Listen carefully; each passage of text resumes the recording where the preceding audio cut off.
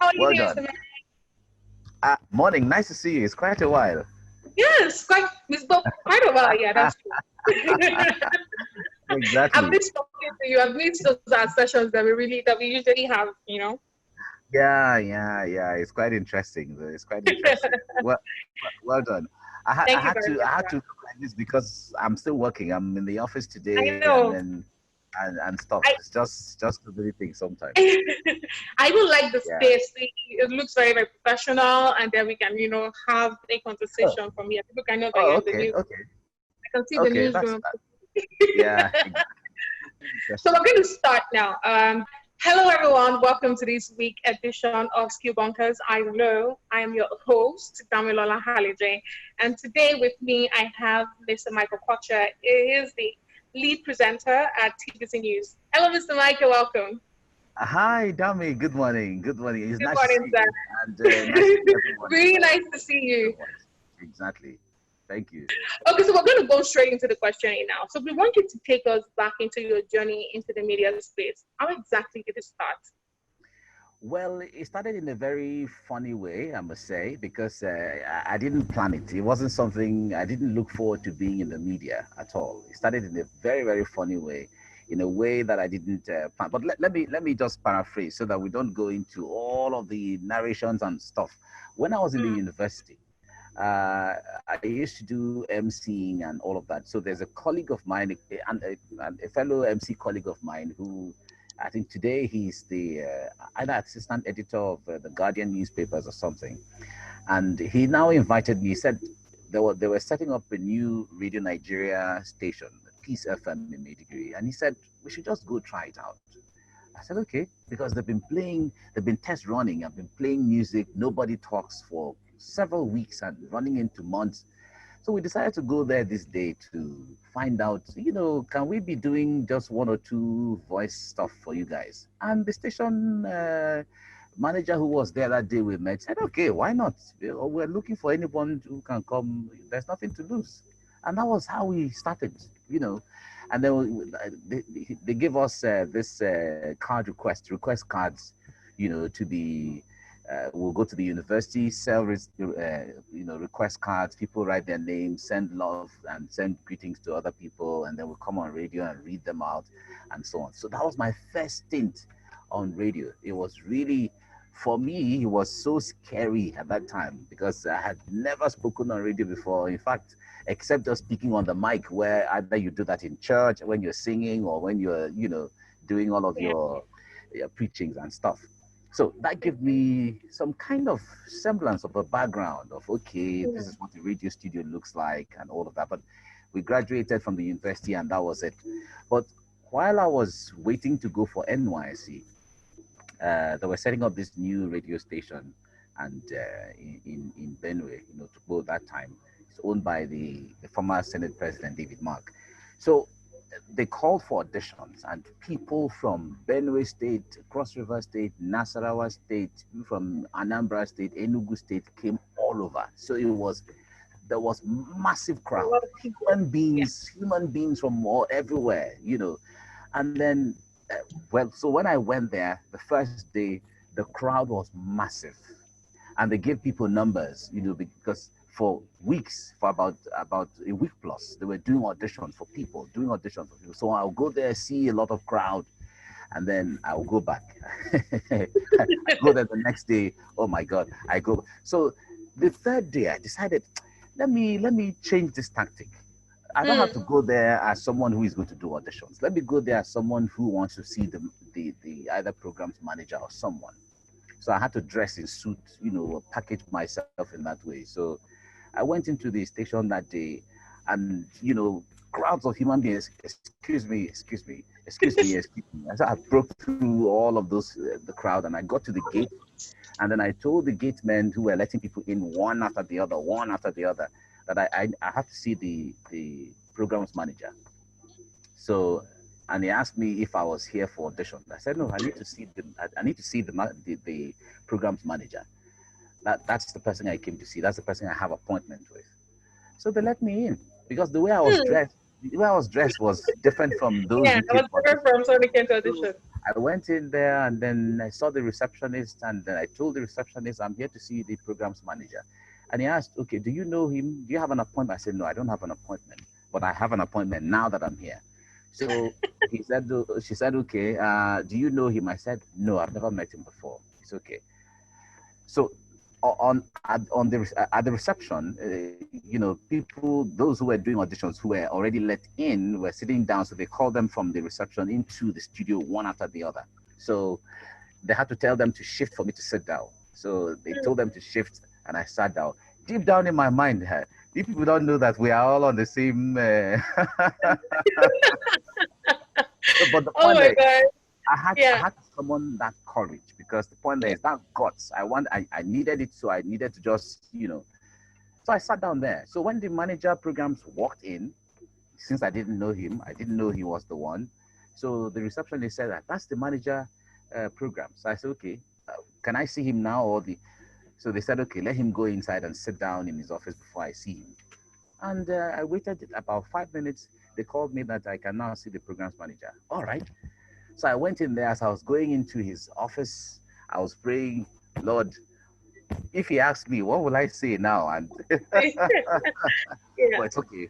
I'm here. Whatever will happen, will happen. Worst case scenario, throw me out to go and join the queue. It's fine. No wahala. So I went to his office. I greeted him, good morning, sir. He said, good morning. How are you? I am fine. What can we do for you? I said, actually, I came for auditions. But the point there is the crowd outside is something else. And they gave people numbers since the past 1 week or something. I don't have a number, but I feel that I can do the auditions just myself. So he was like, have you done video or anything before? I said, just a little. But what attracted him more that time was because in school, in the university, I belonged to a music group, an a cappella group, and called All the Way. We used to sing. So, and I took their bass line. So my voice was thunderous. That's very, very big. It's not now that I've sold it for Akara. so he said, okay, all right, sit down for a little bit. So he now called the head of presentation into his office and said, okay, can you audition this guy quickly? So the head of presentation was thinking I was his candidate. So he took me into the studio, giving me priority, and then told everybody in the studio to go out. Wow. So everybody went out, even including those who were even auditioning. They told, please go out, all of you. They all went out. And there I was. So he was thinking, okay, this should be August candidate. So let me give him.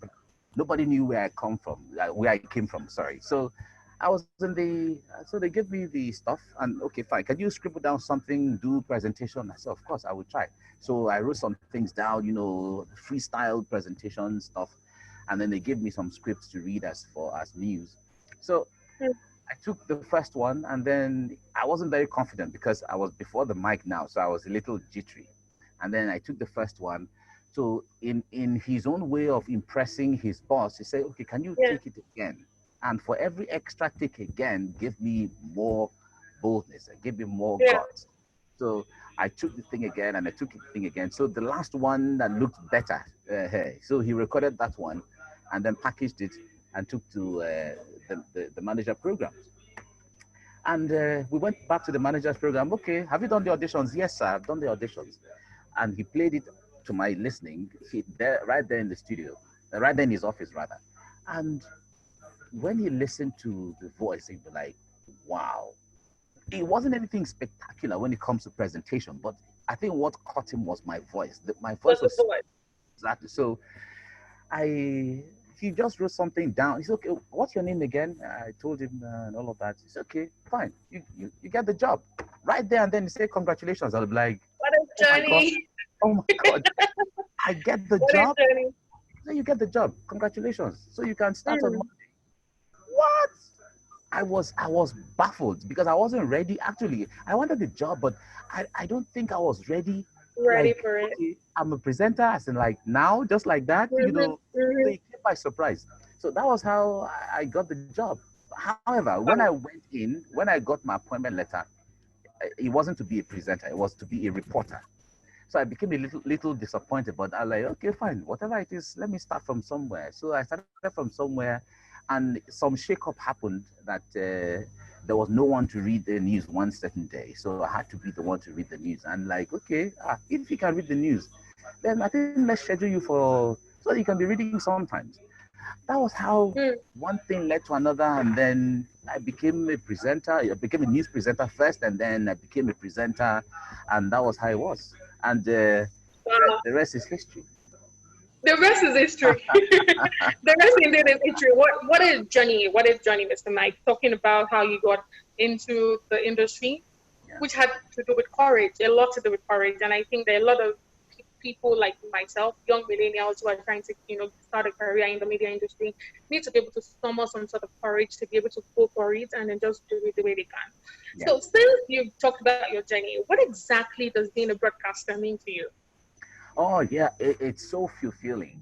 The point there is, I have to. Okay, fine. I think this is the point where I have to put some things straight. Now, a lot of people who, especially a lot of millennials, who watch TV, listen to radio, and see all of those big names, all those they hear those big names and see those big faces and all of that. They want to be like them. Okay, I want to be famous. I want to be popular. I want to be all of that, and so on. It's not a bad thing. It's a good thing, right? Ideally, it's a good thing to want to aspire, to want to dream, to be, big and all of that. But there has to be a substance you are selling. You need to have substance of when you get there, what are you offering? What is that thing? So it is always good to start from somewhere. And that's the challenge with a lot of young people. They want to start from the top. You don't start from the top. You must start somewhere. Because at the days of little beginnings, you are certainly going to make mistakes. You're certainly going to fall. You will walk and fall and all of that. So do your walking and falling down there somewhere. If you want to do your walking and falling when you get to the top, then on the first day you fall, you might not recover from it. So Mm, I think where I started from, I wasn't looking at the fame, I wasn't looking at the name, I wasn't looking at anything. In fact, I didn't know I'm going to be anybody for one, two, three persons to know me out there. I was just doing my thing. And because I started as someone who used to do MCs and shows in school and all of that, so I just had that passion to say, okay, fine. If it has to do with playing music on radio, basically that was my passion. Let's play music. Let's just talk, engage with people. I love engaging. I love interaction. So let's interact. So the concept of the fame and all of that, it wasn't in my head. I never, thought of all of that. So I think it is the passion that kept me going this far.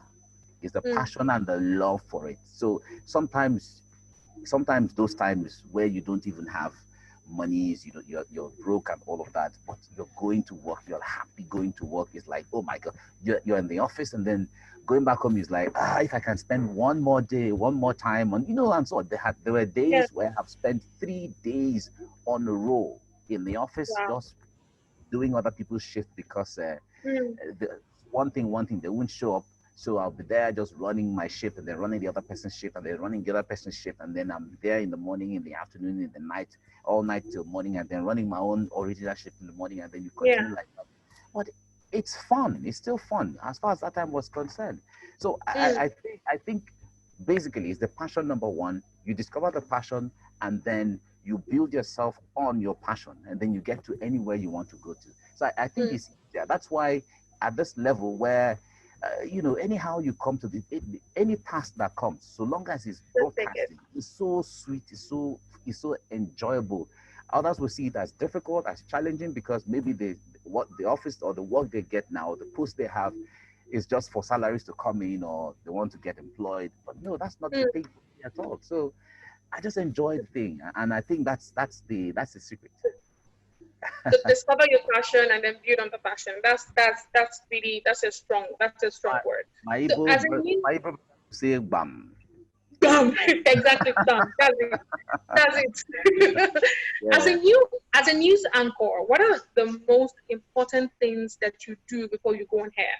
What are the things that you know that has to be in place before you eventually go on air? There are so many things. The point there is you have to be psychologically ready, because sometimes you may have the experience, but some days are there you are not psychologically ready to go on air, but you are dragged on air because it's your shift, it's your duty, and you have to be there and all of that.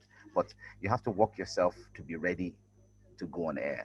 Now, on the other hand, apart from the ideals of the fact that you are under obligation to go on air, that is if you have the job, the other things are that you need to understand your story, because broadcasting is storytelling. You're telling the story to people, what happened here and what happened there, whatever it is, you're telling people a story. So you need to understand what the story is. Understand the story as you're reading it, with all of the words and all the terms and all the adjectives and all of those things, all the English they put together on. You have to read it and understand what the story is even saying. Sometimes you might have the need to tweak some of the words to fit into what you can say easily or what you can say easier and all of that. You have to understand the story. So when you understand the story, then it helps you interpret that story to the people better. Because there's sometimes you're just reading and then you're just reading and then you don't even know what the story is, but you're just reading. You know just what it's reading. about. Then, no, you need to understand the story. Every story, like I tell my students, every story has a mood. And you need to understand the mood of each story. Some stories are sad, others are joyous or happy, others you have to be enthusiastic about it, others are just flat, others are just informative, and you go ahead. But you need to understand the mood of each story. And we need to see that mood on your face, and we need to hear it in your voice. By the time you're able to combine that too with your mannerisms, people will enjoy your presentation. So these are some of the things that you have to keep back of your mind. Fantastic.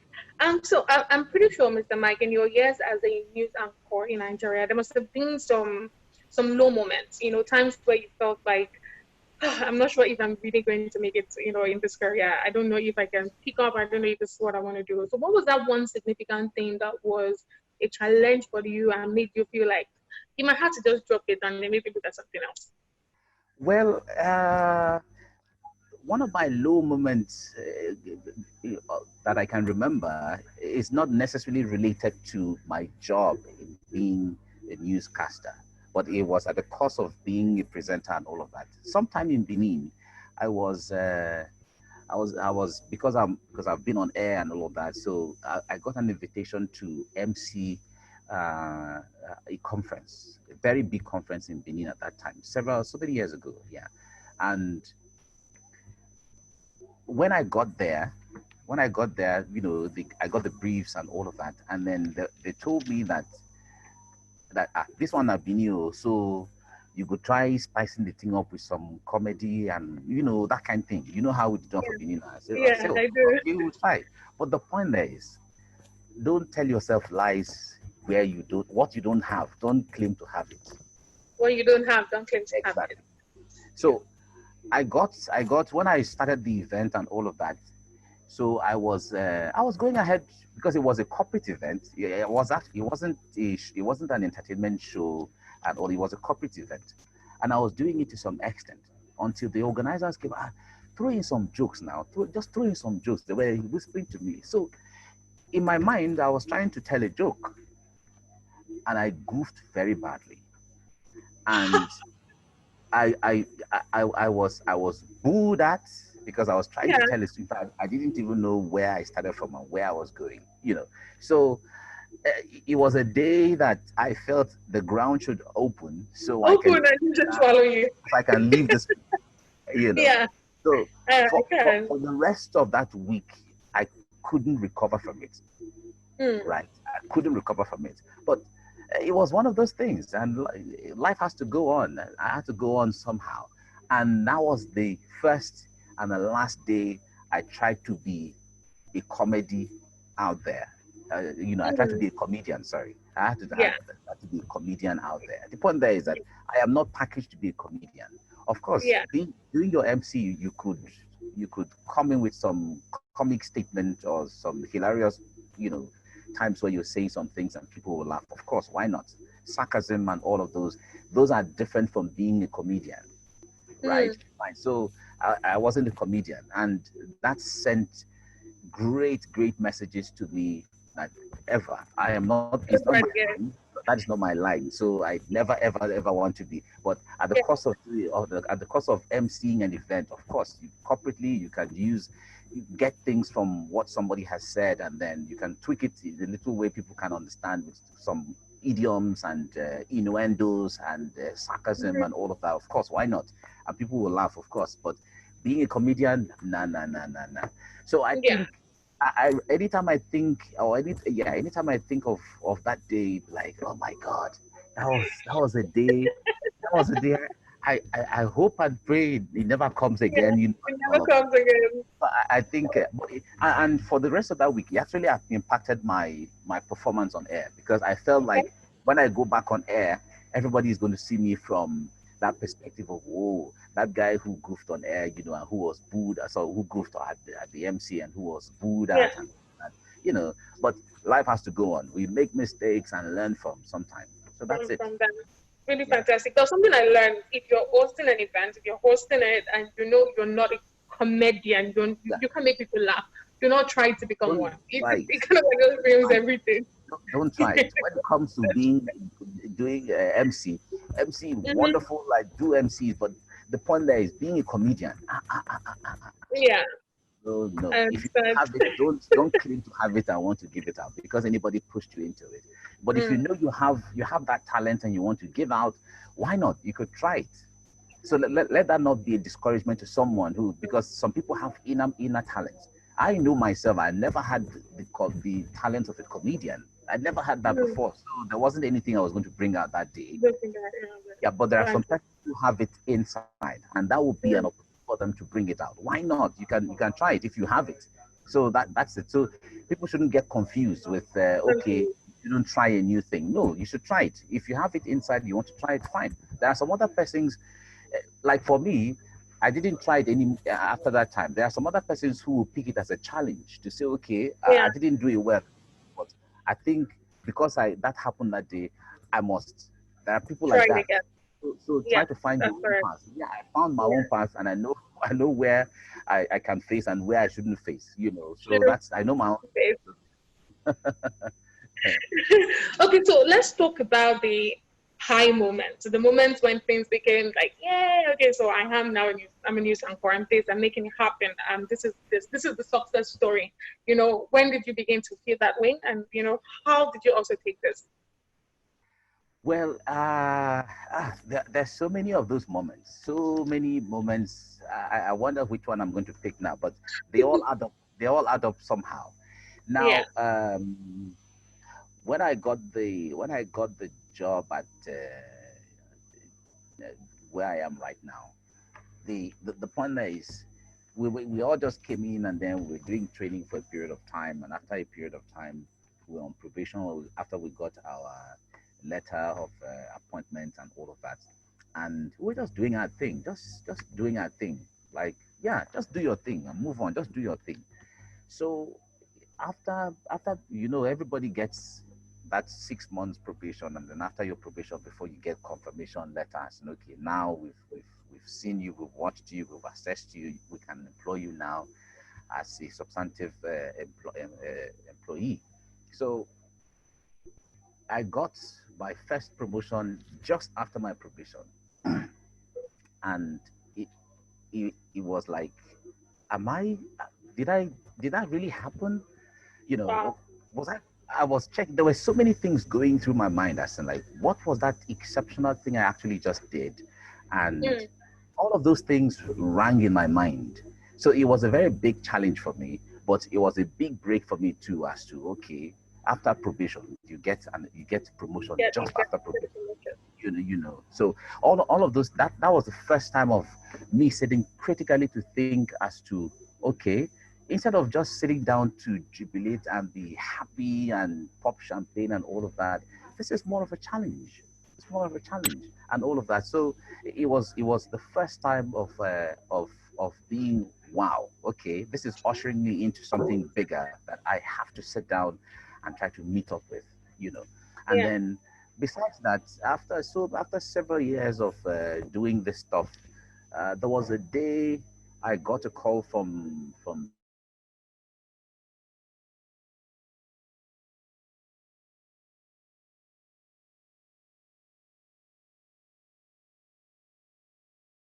they said they've been watching me and they see what I do and all of that. So they give me that opportunity to travel to the United States, all expense paid by the U.S. Department of State. You know, visiting the U.S. and then meeting people, connecting with people, and all of that. It was so big. It was so big because the experience I got from there was something else. I can't, in fact, till now, I'm still reeling from, all of what all that means to my I mean, career and mm, yeah, and all of that. So those are that's a something. great fit. That's really There are a so great many of fit. them. There's so many of Yeah, them. There's so many of them. yeah. Well done, I sir. can't, That I means can't. you're doing a lot of work, and we're proud of the things that you are actually really, really doing.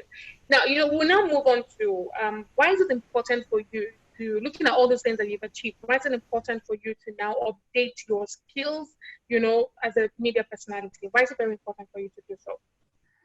Yeah, there are so many reasons why it is important. You see, the world is moving, and the world is not waiting for anyone.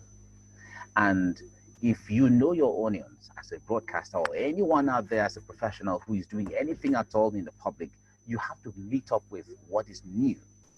If you remain where you are because okay, I'm already here, I'm here now, and all of that, then the world is going to leave you behind. So Hmm. the challenge of the fact that either there are new ways of doing this, there are new methods of doing this, there are new modern ways, there are new tools with which you can do this easier, and all of those things make one to or make me try to update and upgrade myself.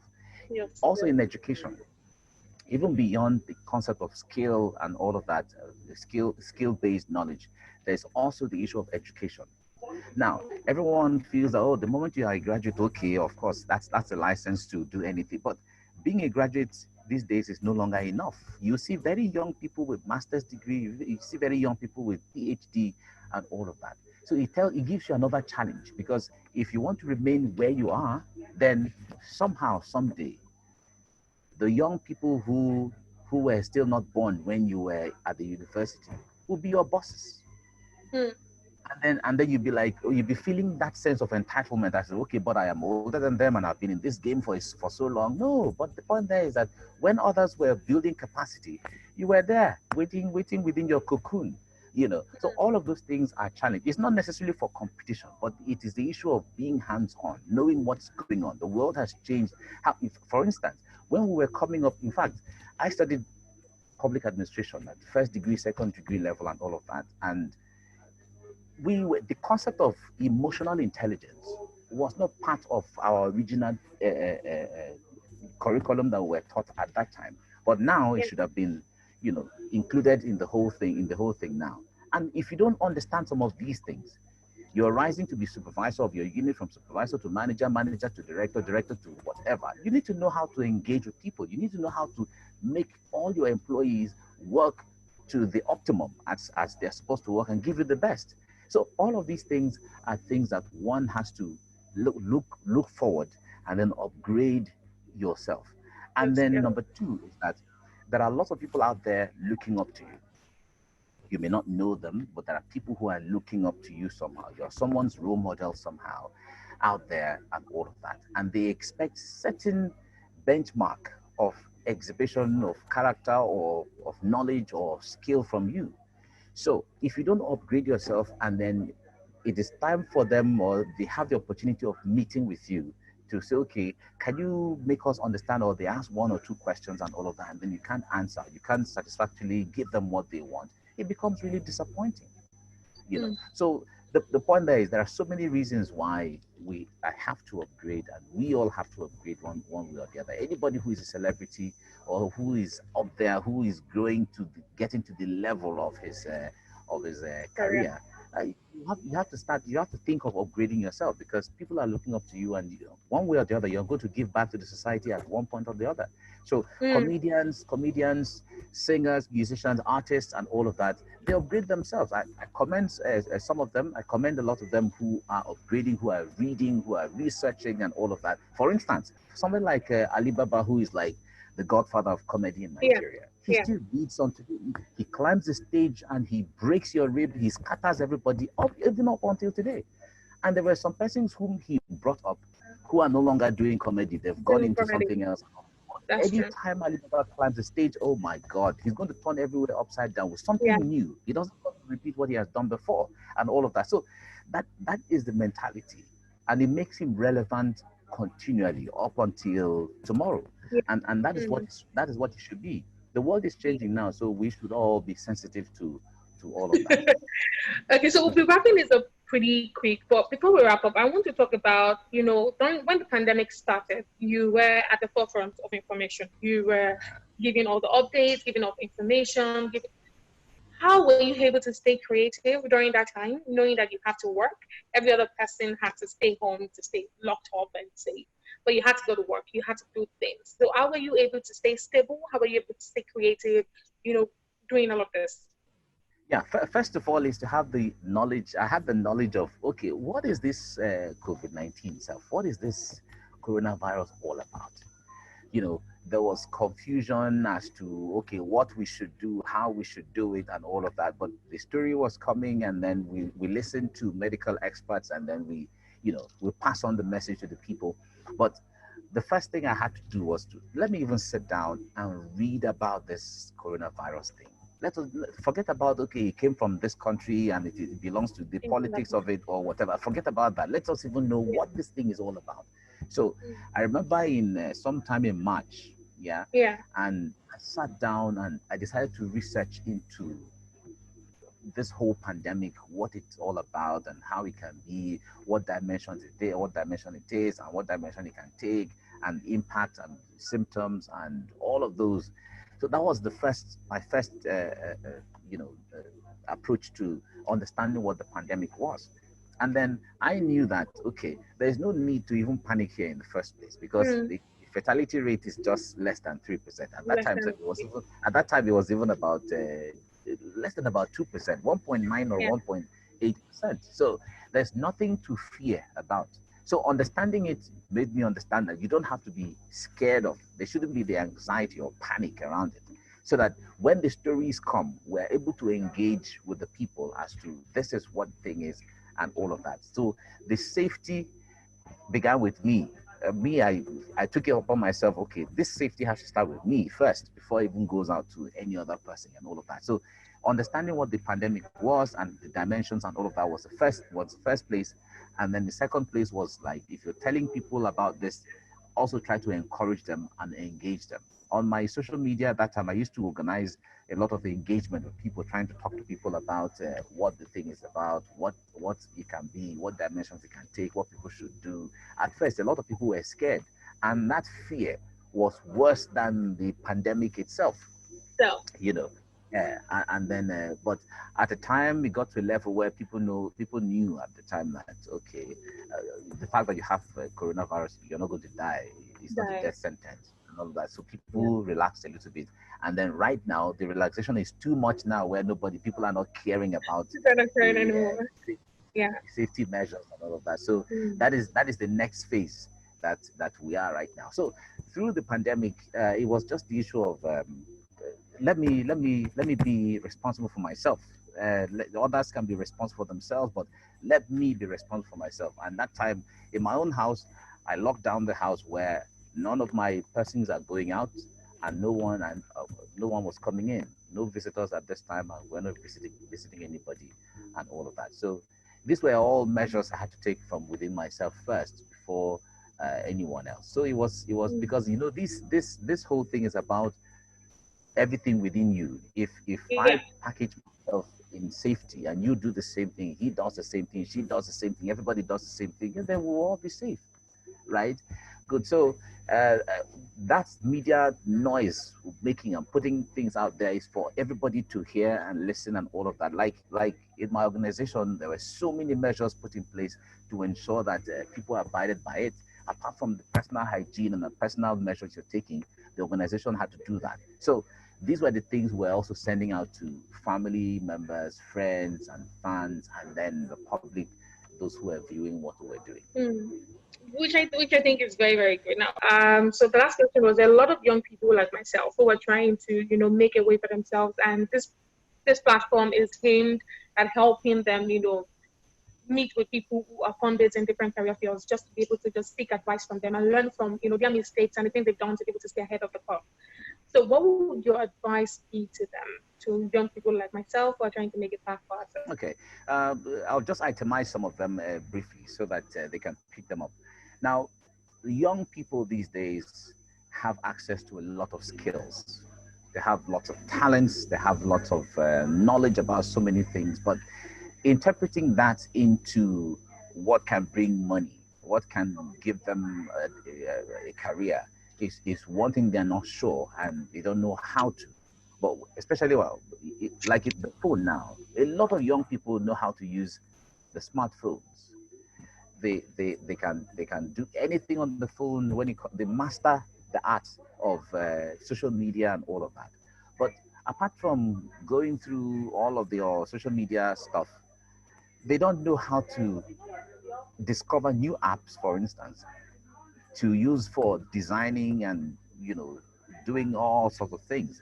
They wait to be taught, or someone should tell them, okay, come and learn how to. There's a master class in this. Come and learn how to, and then pay some monies, and then they wait to get the certificate. But some of these things you can't even do them by yourself.